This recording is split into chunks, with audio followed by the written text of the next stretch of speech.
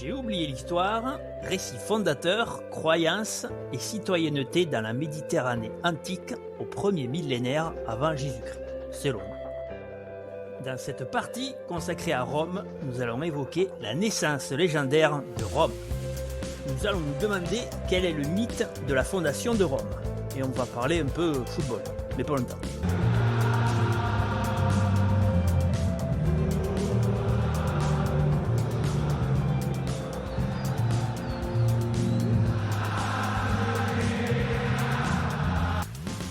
Dans la présentation de ce match, tu as vu le logo de l'AS Roma, que l'on voit sur des écharpes, des casquettes. Ce logo fait référence au mythe de la naissance de Rome. Un mythe, c'est un récit légendaire des aventures d'un dieu, d'une déesse ou d'un héros.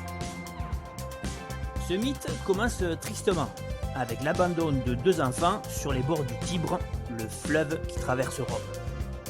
Tu as bien vu, ce sont des jumeaux. Ces jumeaux s'appellent Romulus et Rémus. On va floquer leurs couches, ce sera plus pratique pour les reconnaître. Ces jumeaux, fils de Mars et de Rhea Silvia, sont recueillis par une louve qui va les nourrir et les élever. Avec du lait, pas de la viande. Normalement, voilà ce qui aurait dû arriver. Bon, t'inquiète pas, c'est la confiture. Devenus adultes, Romulus et Rémus se disputent pour savoir qui va fonder Rome. Si t'as des frères et des sœurs, ça te parle. Cette histoire nous est racontée par Tite-Live, un historien romain. On dit Tite-Live et pas Tite-Live, il est ni indirect ni américain. Il écrit une histoire romaine. Pour se départager, les deux frères observent les augures. Les augures, ce sont les signes envoyés par les dieux, mais aussi les prêtres qui interprètent ces signes. Rémus, placé sur l'Aventin, la colline de Rome, observe le premier 6 vautours. Romulus, juste après, placé sur le Palatin, observe lui 12 vautours. Je les ai vus en premier, oui, mais moi j'en ai vu plus.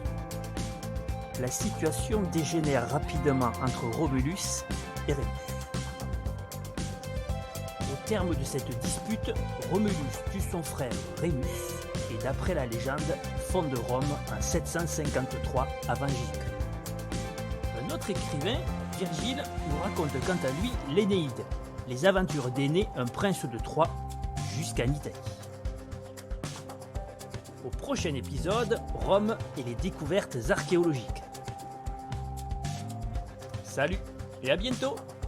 Même pas peur. Quoique.